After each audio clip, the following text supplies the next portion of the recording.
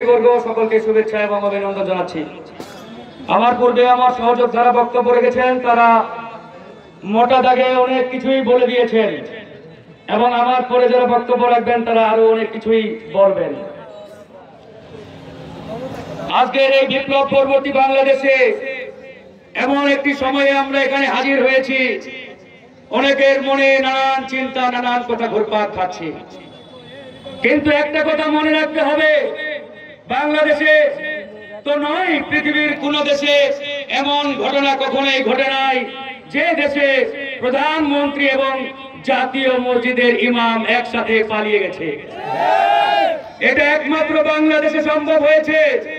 বাংলাদেশের প্রধানমন্ত্রী এবং জাতীয় মসজিদের খতিব একসাথে পালিয়ে গেছে বাংলাদেশের মাটি ছেড়ে, কারণ জনগণ তাদের বিতাড়িত করেছে, জনগণ তাদের উৎখাত করেছে।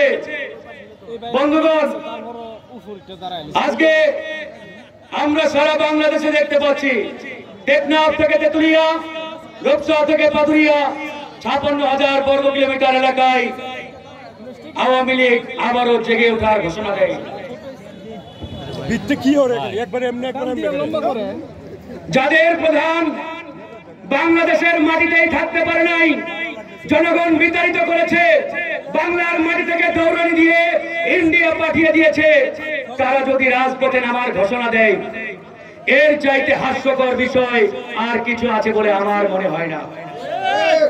আমরা একটা কথাই বলতে চাই, আওয়ামী লীগ যদি এই বাংলার মাটিতে রাজপথে নামার চিন্তাও করে, গণ অধিকার পরিষদ একটাই বার্তা দিতে চায়, পিঠে তেল মালিশ করে মাঠে নামার চিন্তা করবা। এমনি মাঠে আসবে না, এমনি মাঠে নামার চিন্তা করলে এদেশের ছাত্র জনতা এবং জনগণ আস্থা রাখবে কিনা আমরা কেউই জানি না। তাই বন্ধুগণ, এসব নিয়ে বেশি ভাববার কোনো কারণ নেই। আমরা পরিষ্কার ভাবে বলে দিয়েছি যে বাংলাদেশ থেকে ফ্যাসিবাদকে উৎখাত করেছি, যে বাংলাদেশ থেকে ফ্যাসিবাদের কবর দিয়ে দিয়েছি, এই বাংলাদেশে কিয়ামতের আগ পর্যন্ত আর ফ্যাসিবাদ কায়েম হতে দিব না ইনশাআল্লাহ। তার জন্য গণ অধিকার পরিষদ যা যা করার তাই করতে প্রস্তুত রয়েছে।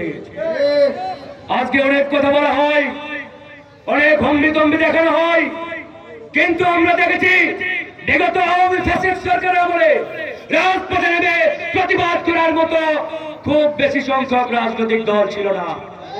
সেই আওয়ামী পুলিশ বাহিনী সেই ভারতীয় রয়ের সামনে, সেই দানবীয় বাহিনীর সামনে, বন্দুকের নলের সামনে দাঁড়িয়ে হাসিনার পতন চাওয়ার মতো খুব একটা বেশি রাজনৈতিক দল ছিল না।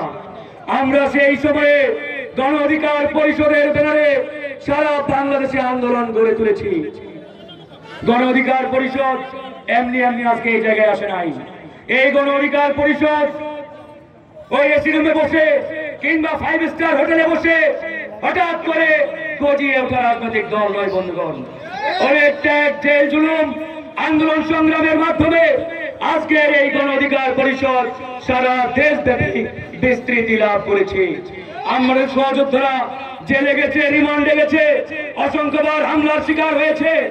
আজকে যার উজ্জ্বল দৃষ্টান্ত আপনাদের এই অনুষ্ঠানের প্রধান অতিথি ডাকসুর সাবেক ভিপি জনাব নুরুল হক নূর, তার এবং আমাদের উপরে এখন পর্যন্ত 22 বার হামলা হয়েছে।